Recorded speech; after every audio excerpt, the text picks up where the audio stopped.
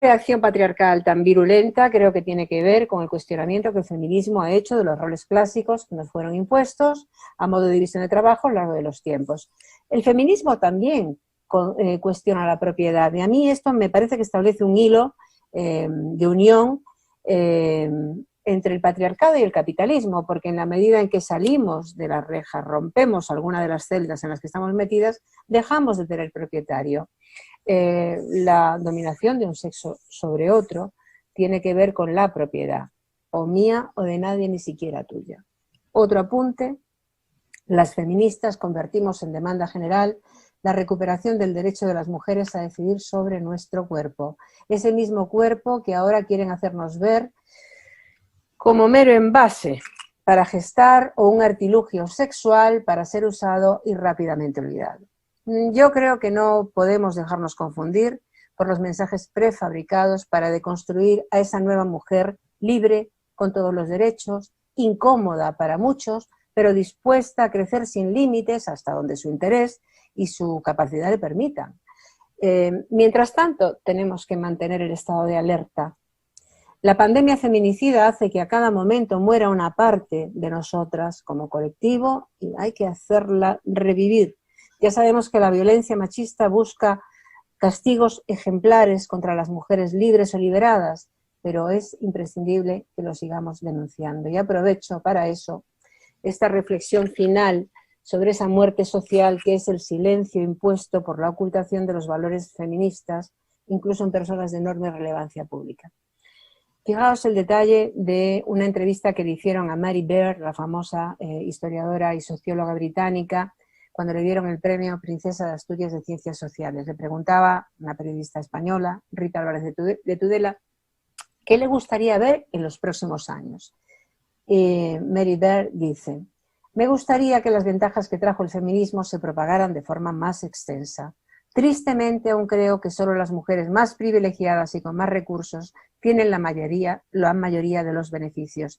Y tampoco creo que lleguen a todos los espectros sociales, porque al aumentar la austeridad son las mujeres más pobres las que más sufren. También espero que la forma en la que hablamos de las mujeres y el lenguaje que usemos cambie. En el Reino Unido aún es una especie de crítica decir que una mujer es ambiciosa, mas eso no ocurre cuando decimos que un hombre es ambicioso. Y bueno, ya entramos en materia, ¿no?, sobre el tema que nos ocupa, que es comunicación y sexismo. Yo querría en este caso hacer una diferencia que es obvia entre lengua y lenguaje. La lengua evidentemente tiene una norma por la que se unifica la manera de hablar en todos aquellos países donde es oficial, en este caso el español. Pero el lenguaje es más bien la forma en la que se van construyendo ideas más complejas por el agregado de varias palabras, con un resultante que en el caso de la comunicación sexista es violento. El resultante es violento. Entonces, más que de la lengua, creo que en mi caso, hoy voy a hablar del lenguaje, aunque el debate abierto sobre cómo designar a una sociedad no binaria tiene en Argentina el epicentro mundial de nuevas fórmulas que para mí están todavía en estado experimental, pero que podría darse el caso de que se llegue a imponer. Y ya se ven publicaciones, y es probable que se acabe incorporando a la variante del español de Argentina. Es un proceso bien interesante de cómo las lenguas evolucionan, se transforman, y tal vez en otros países se pueda llegar a otro tipo de fórmulas, y esto podría suponer que el español, como lengua, digamos, difícilmente adaptable a los cambios en general, se vaya pareciendo cada vez más al latín y vaya cada vez más resultando lenguas que se van diferenciando entre sí por cómo van resolviendo problemas que se presentan en cada sociedad. Bueno, este es otro tema. Hoy venimos a hablar, yo por lo menos, de cómo usamos el lenguaje. Y el lenguaje no sexista, que digamos es el paradigma, es un lenguaje que intenta evitar la discriminación. Y yo creo que el lenguaje no sexista se nos ha quedado pequeño como definición. Creo que tendríamos que hablar del lenguaje no misógino, que es un lenguaje denigratorio y que incita al odio.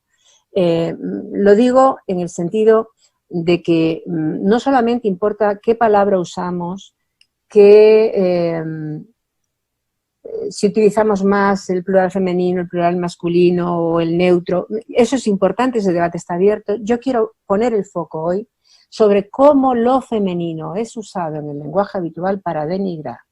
Cuando queremos insultar, el insulto es algo aceptado en todas las sociedades. Otra cosa es que sea políticamente correcto, pero en todas las lenguas, en todos los idiomas, existen insultos o expresiones que se usan para insultar. Bueno, desde luego en nuestra lengua, todo lo que tiene que ver con el insulto feroz está asociado a lo femenino.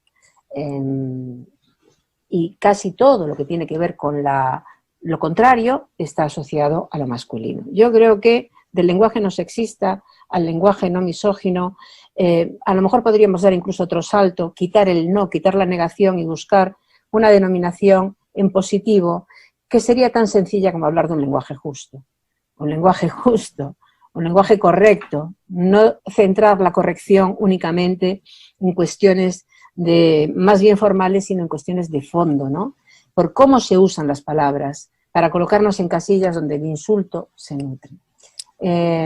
A las mujeres, en la lengua española, se nos utiliza como elementos sucios, sexualizados peyorativamente, indignos, idóneos para el insulto de facto. No los voy a repetir, porque creo que todas, en cada una en nuestro país, conoceremos miles de ejemplos en donde todo lo que tiene que ver para insultar, sobre todo a un varón, es a través de alguna mujer o de algo que tiene que ver con las mujeres. Sin embargo, desde luego en mi país, cuando se quiere elogiar que algo es estupendo, se refiere siempre al órgano sexual masculino y todo lo que le rodea, por decir algo, de manera muy sencilla, ¿no? Bueno, hay un ejemplo tan básico que pensé mucho si usarlo o no, porque creo que está más que conocido, pero es muy eficaz para entender esto rápido, que es cuando se asocia el adjetivo público en significantes polarizados según se califica un sustantivo, al sustantivo hombre o mujer. O sea, creo que es la demostración más palmaria de cómo lo femenino está vinculado en ese imaginario colectivo con lo pésimo, con lo malo, con lo prohibido, con el pecado. Hombre público y mujer pública significan radicalmente lo opuesto. Y lo único que tiene de diferencia en la expresión, en la palabra que se utiliza, es a qué sexo pertenece aquel a quien quieren alzar o aquella a quien quieren denigrar. Esto es un discurso en sí mismo, es un discurso por sí solo. Podríamos escribir un libro, como decía antes Claudia, yo lo hice, y es un mero comienzo, pero me parece que es una reflexión que está solo empezada. Lo público no está reconocido como nuestro espacio. Por eso las protofeministas lucharon por la igualdad de derechos de la mujer y de la ciudadanía, para poder intervenir y para poder ser intervenida como parte de la sociedad reconocida legalmente, para ser visibles y con poder para estar y para influir en el devenir de la res pública, de la cosa pública, nada menos que con el derecho a votar o con el derecho a ser votada, a ser elegida. Celia Morós ha analizado profundamente la Revolución Francesa como un acto fallido por excluir el 52% del género humano de una sociedad libre, igualitaria y justa. Esto ya fue hace mucho tiempo, ya fue en el siglo XVIII. Pero es que hasta el siglo pasado, todavía, a principios del siglo pasado, cuando una mujer subía a un escenario, podía ser detenida aplicándole las leyes antiprostitución. Era igualmente pecaminoso que una mujer se expusiera en un escenario que estuviera en un momento de tráfico o de trato sexual. Pero es que cuando las primeras sindicalistas empezaban a hablar en las asambleas, eran frecuentemente abucheadas e incluso expulsadas. Y los padres de la Iglesia han prohibido estrictamente que las mujeres hablen en los templos, al menos en los orígenes de la religión. El lenguaje. El lenguaje traslada en su propia formalidad un mensaje misógino. Siempre. Si lo usamos como una bala que puede herir o matar, estamos siendo mercenarias, mercenarios del patriarcado. Y esto no es un mero micromachismo. Yo quisiera poner el foco sobre esto, que para mí es una preocupación, no sé si lo compartimos. No es un mero micromachismo, es un macromachismo, porque está a todas horas y en todas partes y pasa desapercibido. Y cuando una letra de canción dice que amor y muerte van de la mano y consigue vender 200.000 copias, ¿de qué estamos hablando? Seguro que podríamos cantarla de corrido. Yo no quiero ni libre ni ocupado, ni carne ni pescado, ni orgullo ni piedad. Yo no quiero saber por qué lo hiciste. Lo que yo quiero, muchacha de ojos tristes, es que mueras por mí. Y morirme contigo si te matas. Y matarme contigo si te mueres. Porque el amor, cuando no muere, mata. Porque amores que matan nunca mueren, con perdón y una bosta. O sea, perdón. ¿Cómo es posible que estemos inoculando y viviendo y disfrutando sin reflexionar qué estamos diciendo, qué estamos anclando en nuestra concepción de la vida y de la sociedad, repitiendo hasta la saciedad una idea tan radicalmente brutal? Bueno, pues el autor es un famoso cantante, es un poeta, pero afirmar que se puede matar por lo que alguien puede creer que es amor es una barbaridad. Por otra parte, también me preocupa cómo nos autodesignamos. Estamos en una fase de discusión sobre el feminismo binario o no binario, y que no es el tema de esta charla, pero que para mí es algo apasionante y en otro momento quizá podamos hablar. Pero sí quiero decir mi opinión en este sentido, de que la no visibilización, la no enunciación del sustantivo mujer o mujeres es una forma de muerte social. Las mujeres estamos fuera de la historia, con mayúsculas, como colectivo, en todas las culturas, en todos los libros de texto. No así en otras culturas no escritas de las que podríamos decir otras cosas. Pero está pendiente la interiorización de esta realidad, aunque ya hay muchos estudios al respecto de la historia de las mujeres frente al silencio y a favor de la palabra. De una emancipación que empezamos a tener, que consiguió algún gran logro legislativo, que no deberían tener marcha atrás, y que además de aportar soluciones prácticas, debemos estar atentas para que el cambio social real en las actitudes y en la memoria colectiva pase de ser insuficiente a satisfactorio. Eso no se va a conseguir haciéndonos desaparecer, no nombrándonos. Esa es mi opinión. Porque el silencio impuesto a las mujeres para expresarse, pero también para ser expresadas, su ocultación, el no nombrarnos, es una ablación simbólica de la lengua. Es una forma real, eficaz y brutal de violencia de género. Y por asumida no se suele advertir ni repudiar. Incluso estamos en un momento en el que parece que forma parte de la solución y yo, bueno, modestamente, aporto mi opinión de que lo que hace es agrandar el problema. ¿Cómo nos llaman? ¿Cómo nos llamamos? El origen lo deciden mamá y papá, luego son las amigas y los amigos, después nuestra pareja y nuestra descendencia, porque a lo largo de nuestra vida tenemos varios nombres, ¿no? Cada persona nos llaman de una determinada manera. Llevémoslo al plano colectivo, para definir no quién somos, como en el caso anterior, sino cómo y de quiénes somos, de qué nos sentimos parte. En la lucha, es la lucha entre la gramática y la pragmática de la que hablé en mi charla de hace 2 años en el Polo Mujer. La gramática lingüística oficial y la gramática pragmática, que se renueva cada día hasta formar parte de la anterior. Las palabras en español tienen género gramatical, como saben muy bien todas ustedes, el idioma de referencia, el inglés, no lo tiene. Las personas tenemos género social. A veces se confunden ambos y eso tiene sus riesgos, pero bueno, no queda más remedio que experimentar para ir avanzando y ver qué solución podemos encontrar dentro de una lengua como es la nuestra, donde, como digo, las palabras tienen género gramatical. Si el silencio, la invisibilidad, el no dejarnos ver es, como creo, una forma de muerte social, ahora que hemos roto tantas barreras y las mujeres, seamos lesbianas, trans, niñas, adultas, veteranas, mujeres, en fin, estamos en el disparadero, ¿eh? Ya parece que ocurrió hace 1000 años la lucha por legalizar la interrupción voluntaria del embarazo acá en Argentina. Parece que pasaron otros 1000 años de las movilizaciones del violador eres tú, pero solo han pasado 2 años de una y 1 de la otra. Y no sé cómo explicarlo, lo formidable es cómo el patriarcado ha reaccionado tan rápidamente, con tanta fuerza, y ha conseguido romper la unidad de acción del movimiento feminista y nos distrae en discusiones que son importantes, muy importantes, pero que creo que no son las urgentes, sinceramente lo pienso. La ruptura, la discusión que hay en el tema del lenguaje, creo que es algo que hay que resolver, pero nos aleja de la raíz del problema y en lugar de profundizar sobre el mismo lo ensancha desde la superficie. Ha pasado todo en un año, desde el último 8 de marzo, ya este último 8 de marzo ya fue un 8 de marzo diferente, la pandemia vino a ponerle otro tipo de picante, pero fijaros lo que cambió el panorama en solo 2 años. Bueno, por otra parte hay cosas muy buenas, es decir, evidentemente, antes comentaba la compañera francesa que empieza ahora a escucharse en Francia a hablar de feminicidios. En España está totalmente asumido.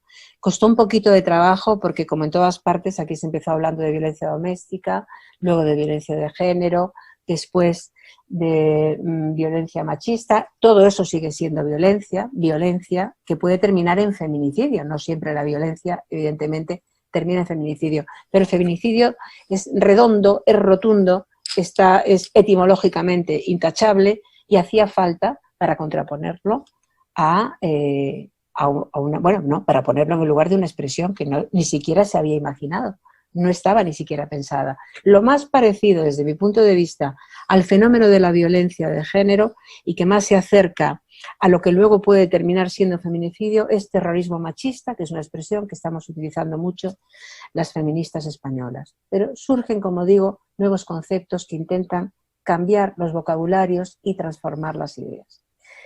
Evidentemente, la violencia no es un fenómeno de hoy, arranca del principio de los tiempos. La diferencia es que ahora sí hablamos de ello, se ha roto el candado del silencio y estamos en el momento de darnos cuenta de que es una anomalía desde el punto de vista humano y democrático que tenemos que detectar en cualquiera de sus manifestaciones. Por eso yo antes hacía referencia a algo que parece tan inocuo como el insulto, o tan aceptado como el insulto. Esta puede ser una de sus manifestaciones menos relevantes y, sin embargo, sus causas y sus consecuencias son en sí mismas el relato del patriarcado y de la violencia contra las mujeres. Hay un dicho muy extendido dentro de estas cuestiones aceptadas y que transmitimos permanentemente cuando se dice que la prostitución es el oficio más antiguo del mundo, en este debate que también hay sobre la prostitución, ¿no?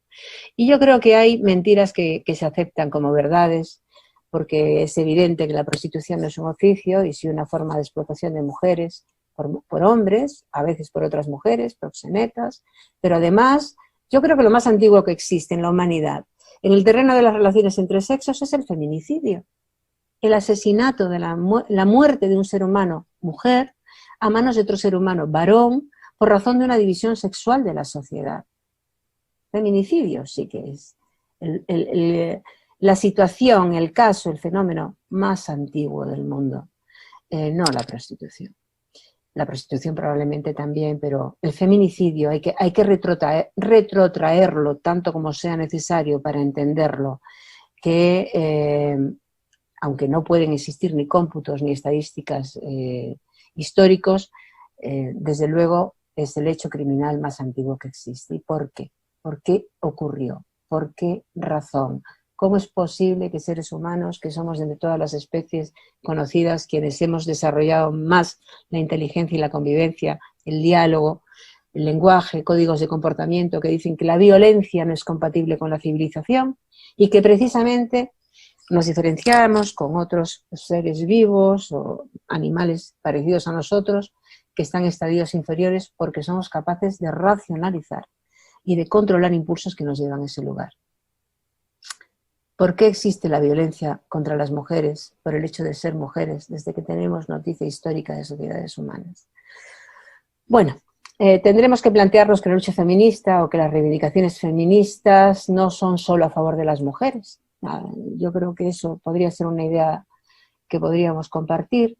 Lo son a favor de la civilización, porque no es algo civilizado, no es algo asumible desde el punto de vista humano y humanístico, que a estas alturas de desarrollo del conocimiento, de cambio y de progreso social que se presuponen para bien, vivamos el retroceso que estamos viviendo en este tema y no lo resolvamos. Poniéndole nombre, y recuerden que esto que yo estoy intentando hacer versa sobre comunicación no sexista y por eso lo traigo a colación. Repito, poniéndole nombre a las cosas, es que somos capaces de transmitir conceptos complejos sobre asuntos vedados, de manera que se facilite su comprensión y que puedan ser comprendidos, divulgados, denunciados, asumidos de manera colectiva. Qué importante es el lenguaje, qué importante es la lengua, qué importante es la comunicación, porque está, yo creo que en la raíz de esta situación que perdura desde los orígenes de la humanidad. Hasta ahora la violencia desde el punto de vista del lenguaje fue siempre un asunto íntimo, era algo que pasaba en las relaciones interpersonales, pero el feminismo ya sabemos, nos lo recordó o nos lo hizo ver que estamos hablando de un problema social, y hoy aquella violencia que se vivía en el ámbito cerrado y privado está en el debate y en la agenda de las políticas públicas y de la convivencia social, y tenemos que abordarlo colectivamente. Hay creo que dos causas evidentes por las que vale la pena hoy, yo que soy así, medio romántica o novelera, utilizo una expresión que pido permiso porque no es muy formal, pero yo estaría dispuesta a dar la vida hoy. ¿Por qué? Si me lo pregunto. Pues yo lo haría, y de hecho lo hago en alguna medida porque me dedico a ello, que es una forma de dar la vida, luchar contra la barbarie patriarcal. Es una lucha que vale la pena, por las que vale la pena estar implicada hasta las cejas. La otra, por supuesto, es luchar contra la destrucción del planeta. Yo siempre digo que son dos retos que la humanidad tiene planteados en este momento, son dos y van a la par. En cualquier caso, para no ser así muy trágica en mi exposición, también veo que hay victorias importantes de nuestro lado, creo que hemos conseguido desestabilizar al patriarcado y creo que por eso se defiende creando nuevos corsés con los que sujetarnos. Yo creo que hemos armado un buen lío. Creo que el cambio social producido por las ideas feministas es equivalente a la abolición de la esclavitud o al contrato social de la Revolución Francesa, ya sabemos que era solo para hombres, y que siguen poniéndonos, inventando, ponen a nuestra disposición nuevas celdas de castigo donde nos tengan a cubierto de ansias de libertad, paralizadas por el miedo a lo desconocido que hay fuera, pero en los últimos 200 años se ha producido la desbandada general. Buena parte de las recluidas hemos salido corriendo hacia el exterior, nos hemos hecho ver y reclamamos un espacio propio, colectivo e individual. Pero el patriarcado, repito, no es fácil de vencer. Vuelve por donde solía con fuerzas renovadas, con el neocapitalismo, la globalización y la comunicación virtual y universal como argumentos, intereses y métodos al servicio de su razón de ser, erradicar cualquier tentación de vernos libres en nuestras decisiones e iguales en cuanto a oportunidades. Yo creo firmemente que para cambiar nuestro papel en el mundo tenemos que empezar por cambiar nosotros, de una en una, para hacer un sumatorio de muchas voluntades que producirá una revolución de amplio alcance y extenso recorrido. Y para terminar un poco irreverentemente, quiero deciros que es de mi genuino, personal e intransferible interés reivindicarme deslenguada, entrometida, emprendedora y opinante. Porque yo me quiero así, me gusto así, ¿no? Y creo que me debo y se lo debo a mis abuelas, madres, hermanas y a todas aquellas que sufrieron y sufrimos la ablación de la lengua, ese paño negro también donde se nos quiso hacer invisibles. Formamos parte de una legión de desaparecidas. No hemos sido representadas por el lenguaje, no hemos tenido fácil investigar en los laboratorios, interpretar o inventar el arte, arengar desde las tribunas, legislar desde los parlamentos, tomar decisiones de los gobiernos, consejos de administración. Y esto es porque deseo, porque exijo que pasemos por la vida con una inmensa oferta de opciones en función de nuestra capacidad, ambición, interés, con la única cortapisa de nuestra voluntad y del derecho que protege a todos y a todas, y no por la imposición de un sistema de valores que nos encierra, que nos mutila y que nos borra. Yo personalmente no voy a seguir el consejo de Bart Simpson y no pienso multiplicarme por cero. Y eso me encantaría que ocurriera contigo, con todas. Muchas gracias.